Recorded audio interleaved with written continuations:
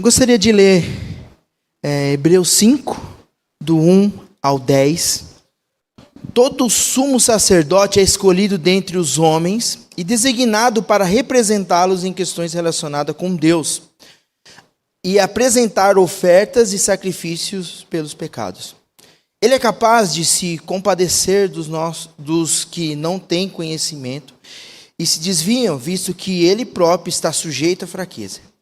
Verso 3. Por isso, ele precisa oferecer sacrifícios por seus próprios pecados, bem como pelos pecados do povo. Ninguém toma essa honra para si mesmo, mas deve ser chamado por Deus, como de fato o foi Arão. Da mesma forma, Cristo não tomou para si a glória de se tornar sumo sacerdote, mas Deus lhe disse: Tu és meu filho, eu hoje te gerei. E diz no outro lugar: Tu és sacerdote para sempre, segundo a ordem de Melquisedeque. Verso 7. Durante os seus dias de vida na terra, Jesus ofereceu orações e súplicas em alta voz e com lágrimas àqueles que podiam salvar da morte, sendo ouvido por causa da sua reverente submissão. Embora sendo filho, ele aprendeu a obedecer por meio daquilo que sofreu. E uma vez aperfeiçoado, tornou-se a fonte da salvação eterna para todos os que lhe obedecem, sendo designado por Deus sumo sacerdote, segundo a ordem de Melquisedeque. Pai querido, estamos diante da Tua palavra, e que a Tua palavra venha fazer efeito em nossos corações, ó Pai. Que ela possa ser semeada, Senhor, na vida de cada um, porque sabemos que ela traz transformação, traz salvação e traz vida para nós. Fale conosco em nome de Jesus. Amém e amém. Amados, em 2022, morreu a Rainha Elizabeth. Eu acho que todos souberam disso, né? E quem foi o sucessor da rainha? Alguém sabe o nome? Charles, o filho dela, o rei Charles. Agora é o rei, antes era príncipe, né? Então, a Inglaterra, né, o trono britânico, ele segue um sistema de primogenitura, de sucessão. Então, quando morre um rei, o primogênito desse rei assume o trono. Então, esse reinado, né, o reinado britânico, ele funciona isso. Então, o rei Charles, né, o Charles estava na sequência, né, era o primeiro filho da rainha Elizabeth. Então, ela falecendo, embora ela teve muitos anos de vida, presenciou muitos fatos da história, o rei assumiu e sem nenhum problema. O rei Charles foi lá e assumiu. Um outro império também, recentemente, né, que na verdade tem até uma discussão, é lá do Japão. O trono do Japão é algo muito interessante. O Japão não é presidencialismo, ele é império, né, embora tenha o primeiro-ministro que assume como um papel de presidente, mas se ocorrer uma guerra, se ocorrer alguma situação, o império assume, né?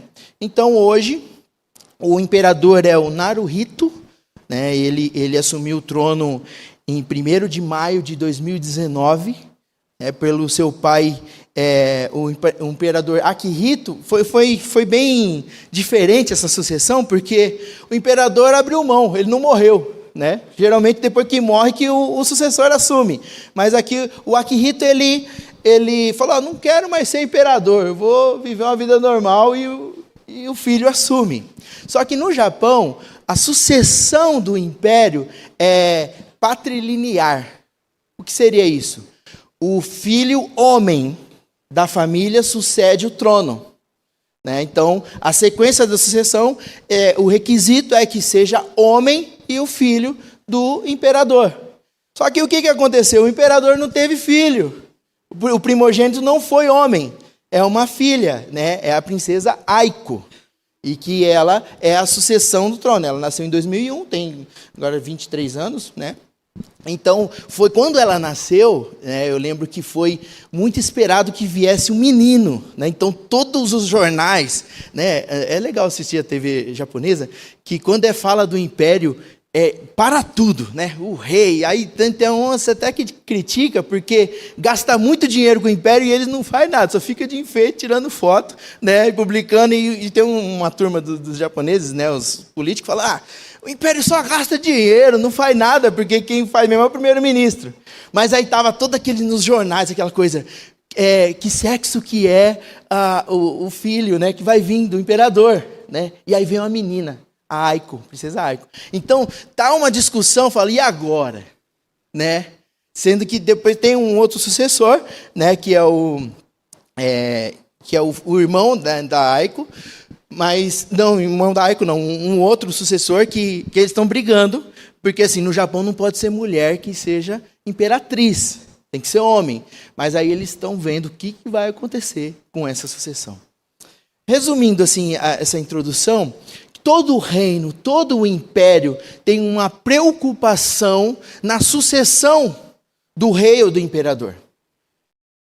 Há uma preocupação, há um requisito para que essa pessoa ocupe esse lugar. Não é por si só chegar e falar, eu quero me dominar rei, eu vou ser um imperador e pronto, acabou, né? Pego umas armas e vou lutar. Não, tem um procedimento. E quando nós olhamos para as Escrituras, aqui o papel do sumo sacerdote é muito importante para os judeus. Para o povo de Israel era um papel importante, porque tudo estava voltado na velha aliança ao templo, ao tabernáculo, à aliança com Deus. E digamos, o papel principal, uma função fundamental para que todo o templo funcionasse, para que o tabernáculo funcionasse, para que todas as ofertas, né, o perdão dos pecados viesse a acontecer, tinha que ter uma pessoa, o sumo sacerdote. Então, falar para os judeus, falar para os hebreus que quem era o sumo sacerdote era um papel muito importante. E quando nós olhamos aqui Hebreus, essa carta aos Hebreus, que nós não sabemos quem é que escreveu, mas eles têm uma preocupação muito grande de mostrar o papel do sumo sacerdote. Quem é o verdadeiro sumo sacerdote? Porque muitos estavam se desviando do cristianismo, estavam abandonando a fé em Jesus, porque não tinham a evidência de um sumo sacerdote, de quem que ia representar fisicamente os pecados do povo para Deus.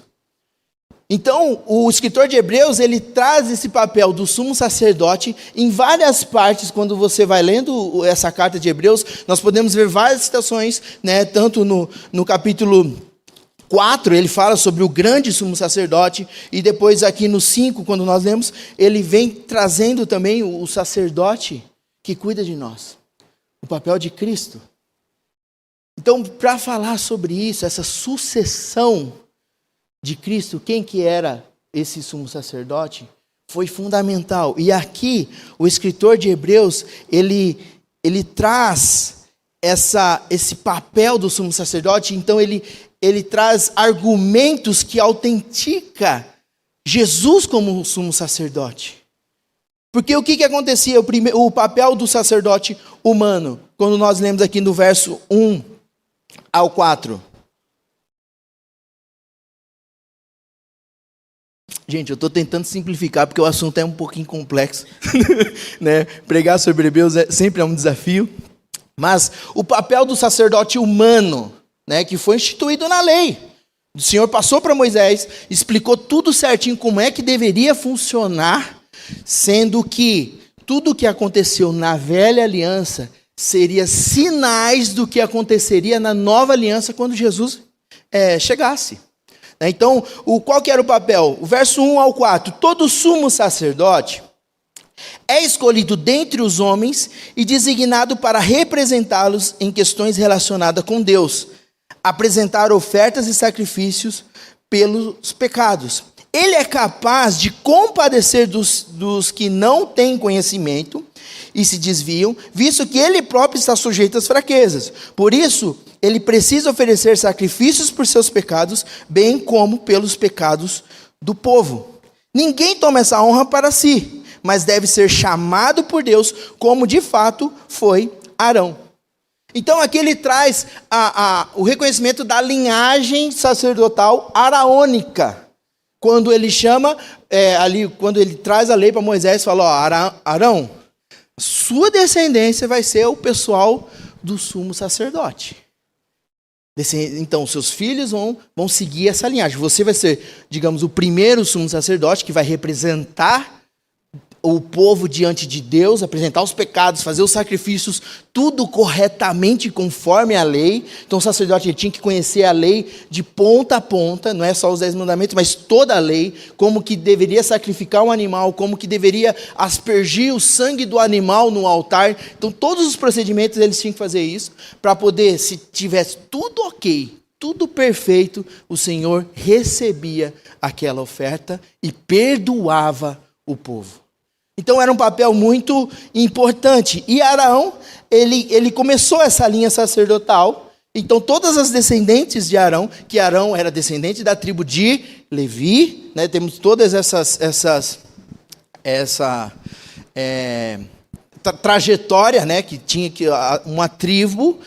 Nós estamos estudando na EBD, isso é muito importante. Deixa eu dar um gancho aqui. Se vocês quiserem conhecer a história dos patriarcas, do povo de Deus, vem para a escola bíblica dominical às 9 horas da manhã. Gente, é maravilhoso. Nós conhecemos a palavra, né? Aprendemos sobre Moisés. Semana que vem vamos aprender sobre Josué. E depois, quando o povo conquista a terra, e depois faz a divisão das terras, as tribos, as 12 tribos, quem que fica com um pedaço, um briga ali, não, eu quero aquela campina, outro eu quero aquele beirando o rio. Aí chega uma tribo, tem uma tribo, falou, você não vai ter nada. Falou, nós dividimos aqui, não vai sobrar nada para vocês, que era a tribo de Levi. Mas Deus falou, mas essa tribo que não vai receber nem uma pedra, nem um pedacinho de terra, vai cuidar das coisas espirituais do povo.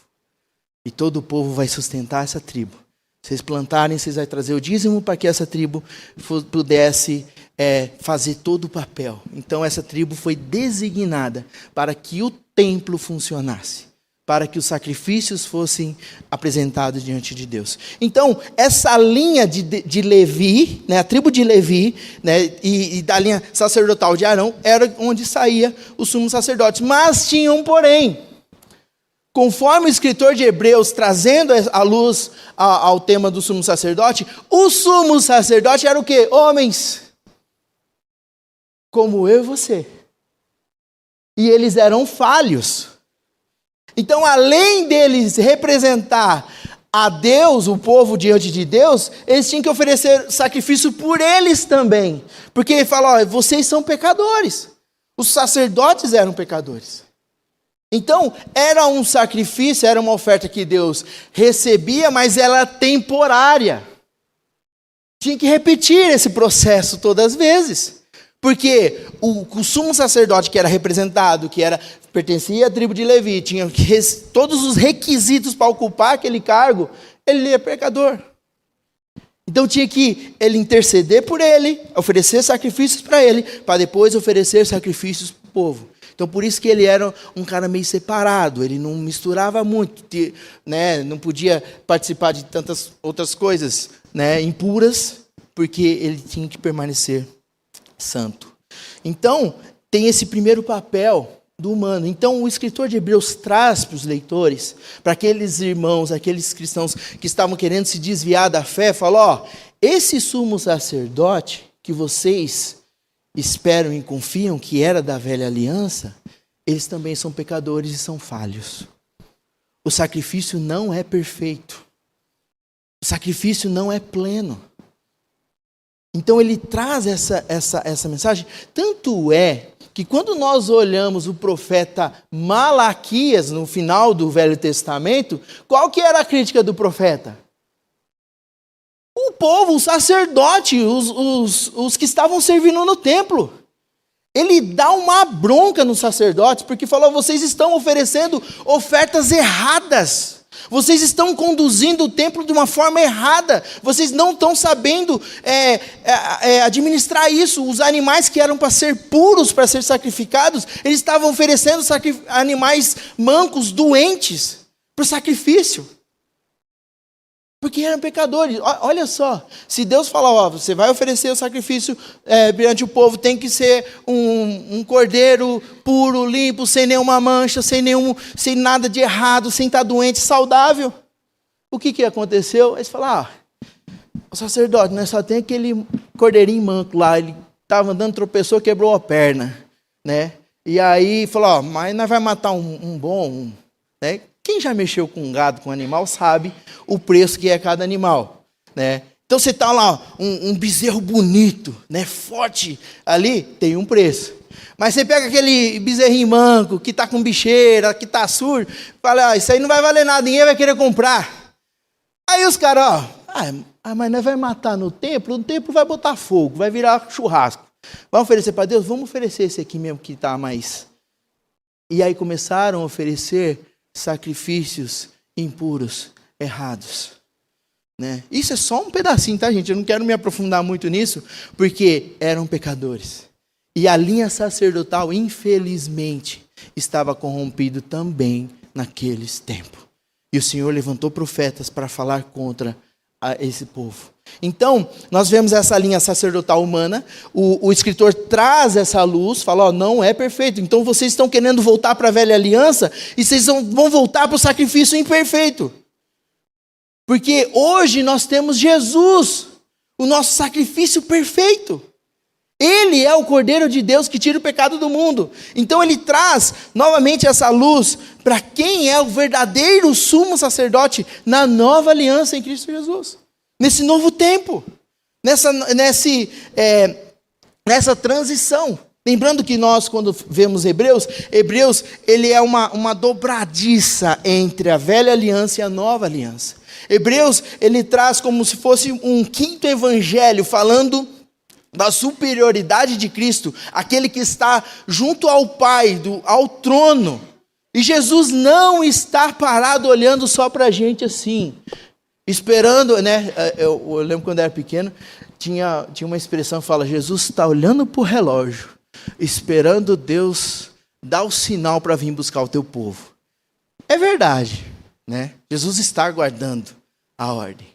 Mas ele não está só parado olhando para o relógio, ele está trabalhando. E qual que é o trabalho de Jesus? Qual que é a função de Jesus? Por nós hoje como igreja, é ser o nosso sumo sacerdote. E é interessante que o sumo sacerdote, aqui na minha palavra, que ele diz, na versão Almeida Revista e Atualizada, diz, porque todo sumo sacerdote, sendo tomado dentre os homens, é constituído nas coisas concedentes a Deus, a favor dos homens. No grego, na tradução, ele fala, é tomado dos homens para os homens. Essa é a raiz da palavra, da essência. Então o sumo sacerdote, ele era tirado do meio do povo para o povo. E Jesus, ele é o nosso sumo sacerdote, que ele foi homem, ele esteve aqui presente. Olha a validação que o escritor falou. Jesus foi homem, esteve aqui, então ele foi tirado do meio dos homens. Para os homens, para nos interceder por nós e nos dar salvação. E aqui o escritor continua falando, aí ele traz, primeiro ele traz o sumo sacerdote que era imperfeito, que precisava sempre repetir os sacrifícios, sempre matar Jesus, né? Mas sempre matar os animais, né? Não Jesus, que morreu só uma vez, mas a singularidade de Jesus como sumo sacerdote. E aí ele traz essa superioridade de Cristo. Olha o que diz do verso 5 até o 10. Da mesma forma, Cristo não tomou para si a glória de se tornar sumo sacerdote, mas Deus lhe disse, tu és meu filho, eu hoje te gerei. E diz no outro lugar, tu és sacerdote para sempre, segundo a ordem de Melquisedeque. Guarde esse nome, Melquisedeque. Durante os seus dias de vida na terra, Jesus ofereceu orações e súplicas em alta voz e com lágrimas àquele que podia salvar da morte. Sendo ouvido por causa da sua reverente submissão, embora sendo filho, ele aprendeu a obedecer por meio daquilo que sofreu. E uma vez aperfeiçoado, tornou-se a fonte da salvação eterna para todos os que lhe obedecem, sendo designado por Deus sumo sacerdote, segundo a ordem de Melquisedeque. Olhem a importância desse texto. Vocês lembram do início, quando eu falei da sucessão de um trono, como que deveria ter o procedimento? De que ou ser filho do rei, né, o primogênito, ou o primeiro homem, né, tem toda a regra. Aqui existe uma ordem, que é a ordem de Melquisedeque. O que seria essa ordem de Melquisedeque? E só tinha uma pessoa para poder entrar nesses requisitos da ordem de Melquisedeque. E a palavra de Deus fala muito pouco sobre Melquisedeque, né? Então, é uma briga entre os teólogos, né? Na teologia sistemática. Quem que foi Melquisedeque? Como é que faz? Tem uma teoria da conspiração baseada nessa ordem de Melquisedeque, mas nós vamos o que as Escrituras diz e não vamos sair da palavra, né? O que a palavra fala sobre Melquisedeque? Em Hebreus 7, de 1 a 3, diz: esse Melquisedeque, rei de Salém e sacerdote do Altíssimo, encontrou-se com Abraão quando este voltava, depois de derrotar os reis, e o abençoou. E Abraão lhe deu o dízimo de tudo. Em primeiro lugar, seu nome significa rei de justiça, depois rei de Salém, que quer dizer rei de paz. Sem pai, sem mãe, sem genealogia, sem princípios de dias nem fim de vida, feito semelhante ao Filho de Deus, ele permanece sacerdote para sempre, né? Então, aqui o capítulo de Hebreus cita Melquisedeque, né, sobre essa ordem de Melquisedeque. Ele fala que ele era rei e sacerdote, né? Olha a característica de quem era Melquisedeque. Um rei e um sacerdote. Quando nós olhamos para as Escrituras, nenhum rei e nenhum sacerdote, eles se cruzavam as linhas, né? Não teve nenhum rei que foi nomeado rei e depois virou sacerdote. Tanto é que Saul deu uma pisada na bola muito grande quando ele foi tentar oferecer um sacrifício porque o sacerdote não estava. Estava uma guerra, eles tinham que ter uma bênção da guerra. O sacerdote estava em outra cidade. Saul fala: não, eu estou aqui, eu vou sacrificar uma oferta diante de Deus para que o Senhor abençoe a nossa guerra. Deu tudo errado na vida de Saul.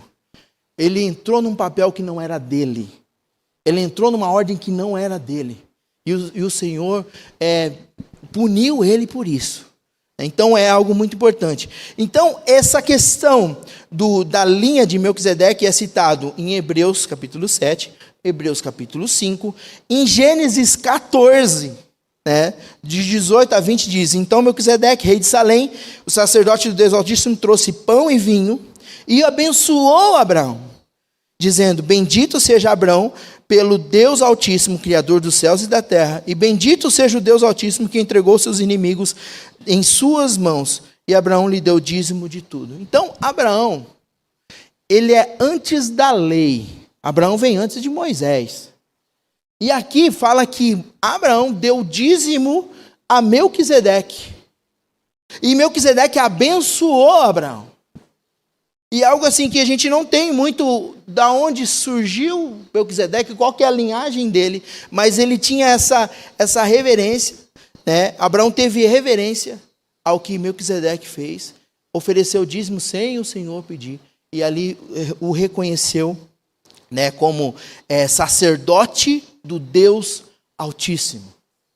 Então, tinha uma promessa. Depois, lá em Salmos, capítulo 110, 4, Davi fala: o Senhor jurou e não se arrependerá. Tu és, falando de Jesus aqui, tu és sacerdote para sempre, segundo a ordem de Melquisedeque. Então, qual que era o requisito desse sumo sacerdote, segundo a ordem de Melquisedeque? Que ele fosse rei, que ele fosse homem, né, e que ele cumprisse com todo esse requisito. E Jesus, quando esteve aqui na terra, ele foi homem. O sumo sacerdote não podia ser um anjo, tinha que ser um homem. Então Jesus cumpriu com esse requisito e também Jesus era rei. Pelo seu reinado eterno. Então Jesus era o único sacrifício perfeito que nós poderíamos ter. Nenhum outro homem. Deus poderia falar: vai lá, sei lá, um profeta e morre na cruz pelos pecados. Não ia dar certo. Não ia cumprir os requisitos. Por isso essa superioridade de Cristo. Por isso esse papel fundamental de Cristo. Quando ele morre na cruz, ele cumpre todos esses requisitos. E hoje ele pode interceder por nós. Hoje ele pode ser o nosso sumo sacerdote. Que nós não precisamos procurar esse sumo sacerdote em outras situações, em outras coisas, em outras religiões. Mas nós temos quem intercede por nós, que é Jesus. E qual que era a característica desse sumo sacerdote? Conforme o texto que nós lemos, né? Durante os seus dias verso 7 de Hebreus 5, durante os seus dias de vida na terra, Jesus ofereceu orações e súplicas, em alta voz e com lágrimas, àqueles que podiam salvar da morte.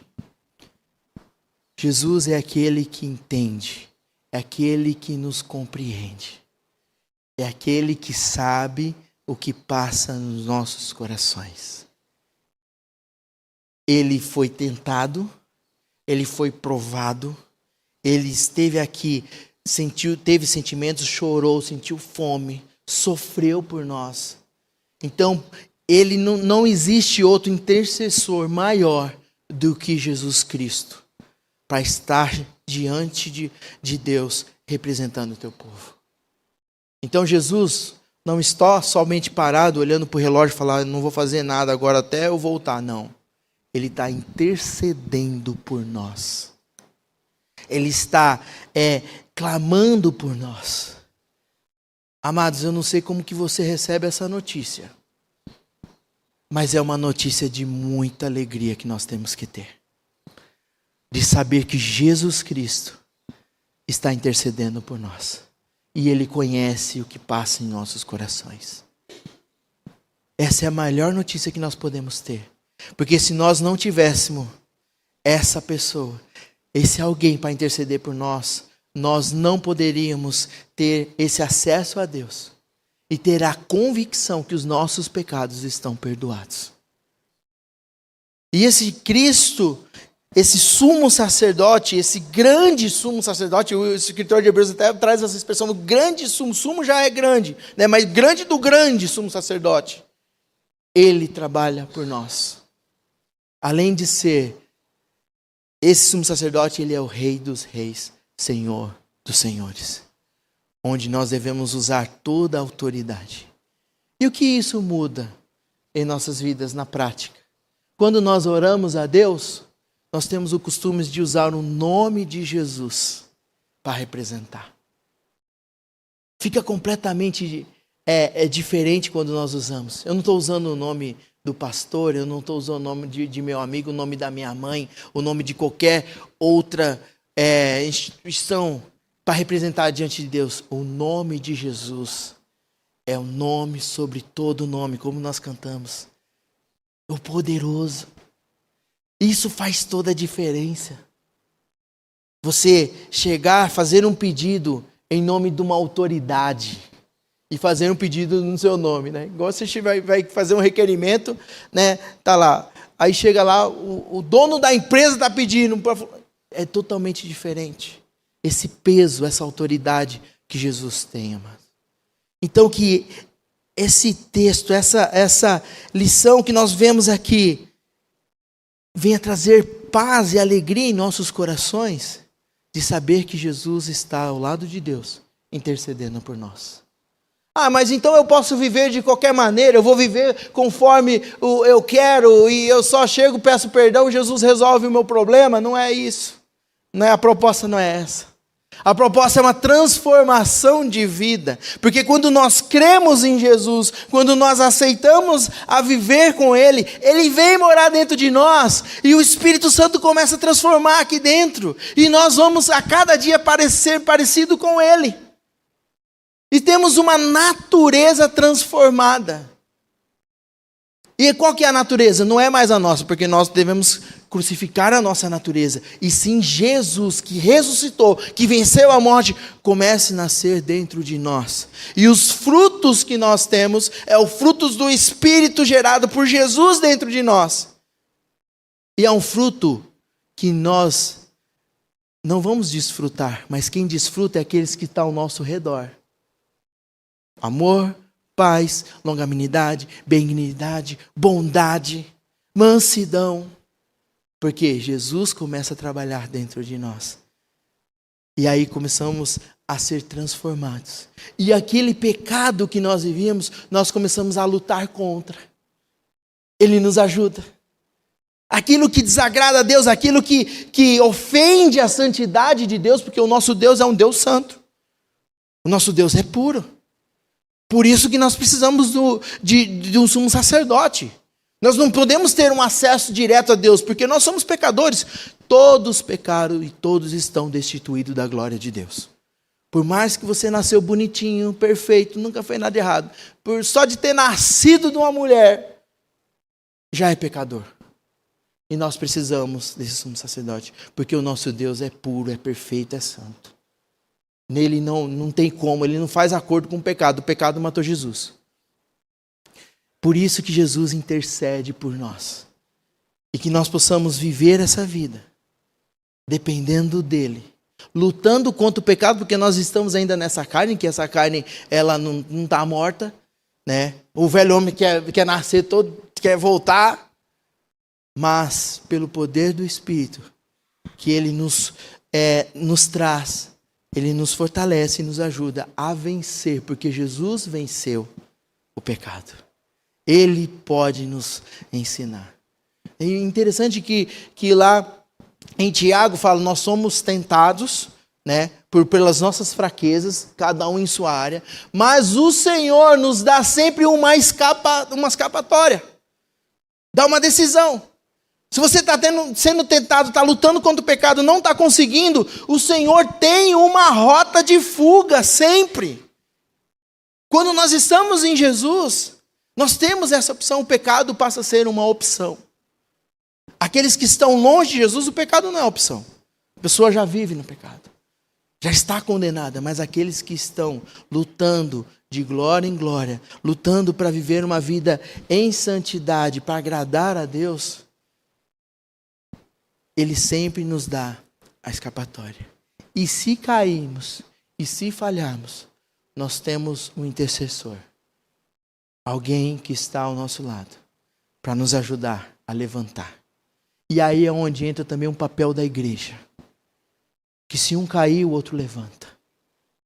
Um fortalece, um intercede pelo outro. Um cuida pelo outro, um ora. E quando nós confessamos a nossa fraqueza, o outro também ajuda a nos permanecermos em pé. Como o pastor Lucas sempre diz, todo cristão não deve ser uma ilha. Nós devemos viver em comunhão uns com os outros. E aí o Senhor abençoa, nos ajuda e nos fortalece a cada dia para ser mais parecido com Jesus. E para concluir, existem algumas frases, alguns ditados que é muito errado nesse meio termo. E talvez alguns já escutaram. Todos os caminhos chegam a Deus. Né? Não tem Não. Esse monte de religião, esse monte de igreja, esse monte de coisa está acontecendo. Não, tudo vai chegar em Deus. Opa! Aqui a palavra de Deus está falando, não é isso não.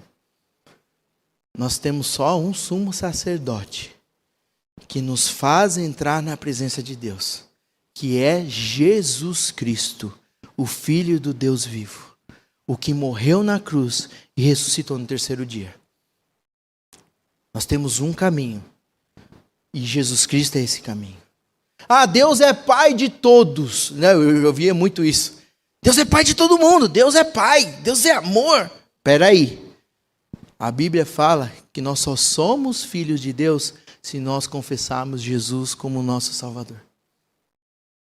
Ele dá-nos poder de sermos chamados filhos de Deus através de Jesus. O resto, todos nós somos criaturas de Deus. Deus criou, nos criou. Mas para sermos filhos de Deus, nós temos que aceitar a Jesus. Nós temos que crer no seu Filho. Crer no enviado de Deus, que morreu na cruz por nós. Isso é o que a palavra de Deus está falando, amados. Não é uma coisa que surgiu, que escreveram no livro. Não, é a própria palavra que está dizendo isso. Que há um caminho para Deus. Jesus, ele nos permite ter esse acesso ao Santo dos Santos. Né? Quando nós até vimos na IBD hoje de manhã, que era um lugar reservado, que só o sumo sacerdote podia chegar.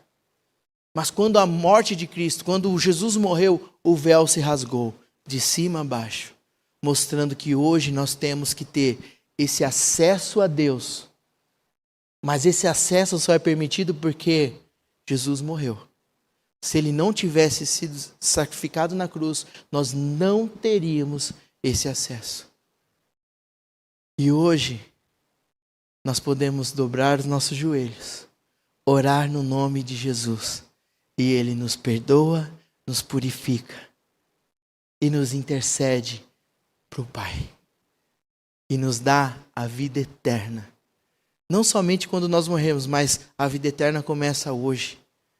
É um estilo de vida. Crendo na volta de Cristo. E crendo na transformação que Cristo faz em nossos corações. E eu te convido a seguir esse Jesus. Eu te convido a tomar essa decisão.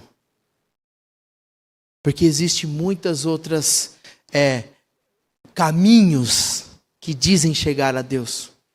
Mas são caminhos que não chegam. Que não dá acesso. Lembro uma vez que eu fui para Ubatuba, a última vez que nós fomos para a praia. Fomos comer um lanche, estava na casa e falamos, vamos comer um lanche à noite. Joguei no GPS, né? Fomos na lanchonete, estamos voltando para casa. Coloquei no navegador, não conhecia nada, o rumo para casa. Aí seguimos o caminho, foi seguindo. Falei, vamos por aqui que é mais perto. Estava bonitinho, perfeito o caminho. Quando chegando no meio do caminho, entrou num beco assim, tinha um viaduto no meio da rua, assim, ó. Na altura do teto do carro. Eu falei, mas como é que passa o carro aqui? Eu num viaduto. Tinha uma rua, a rua estava perfeita, estava bonitinha. Com calçada, tudo. Mas o viaduto cruzava no meio da rua, dava a altura do para-brisa do carro. Eu falei, como é que vai passar o carro aqui? Né? Não ia. Né? Só passava o capô. Eu falei, e agora? Tem que dar volta, andar tudo. Né? Eu pensei que o caminho estava certo. Estava economizando tempo, era um caminho mais curto, mais direto, mas dava. O cara tinha que rastejar debaixo do viaduto para atravessar. E às vezes tem muita gente enganada por esses caminhos que dizem chegar a Deus. E eu fico tão triste quando vou na padaria e eu passo na esquina de casa ali e tem umas oferendas. Animais mortos, comida jogada ali. Para quê? Para satisfazer alguns espíritos, alguns demônios que podem trazer algum benefício, entre aspas, mas que está totalmente condenado pelas Escrituras. Jesus Cristo já rompeu, não precisa mais fazer isso. Não precisa mais matar animais, não precisa fazer para poder, nós temos um intercessor, para poder que as coisas aconteçam para nós. Não é isso que Deus quer. Ele quer que nós seguimos e vivamos para Ele, porque Ele é o único caminho, Ele é a verdade e Ele é a vida. Amém? Vamos orar? Pai querido, obrigado, Senhor, pela Tua palavra. Obrigado pelo Teu amor que nos alcançou. E eu venho te pedir, Senhor, por cada um aqui, por aqueles também que estão nos acompanhando de longe, Senhor. E que nós possamos ter essa convicção que o Senhor é o sumo sacerdote que cuida de nós. É o sumo sacerdote, aquele que intercede por nós, aquele que conhece as nossas lágrimas, aquele que conhece as nossas lutas, aquele que sabe o que passa em nossos corações, aquele que conhece as nossas tentações, as nossas dificuldades, ó Deus, as nossas fraquezas, ó Pai. E que o Senhor possa estar intercedendo, Senhor. E que nós possamos ter essa paz e essa alegria de sabermos que nós temos um intercessor que cuida e que compadece de nós.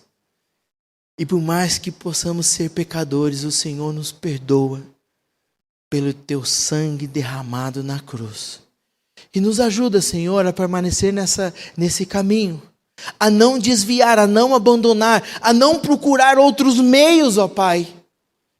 Mas sim, que o Senhor venha estar trazendo paz e convicção aos nossos corações, ó Deus. E venha estar ouvindo o clamor de cada um aqui, ó Deus. Aqueles que têm chorado, aqueles que têm passado por lutas, ó Pai. Que o Senhor possa estar trazendo paz e solução para as situações, ó Pai. Em nome de Jesus eu te peço e te agradeço por tudo que o Senhor faz por nós. Amém.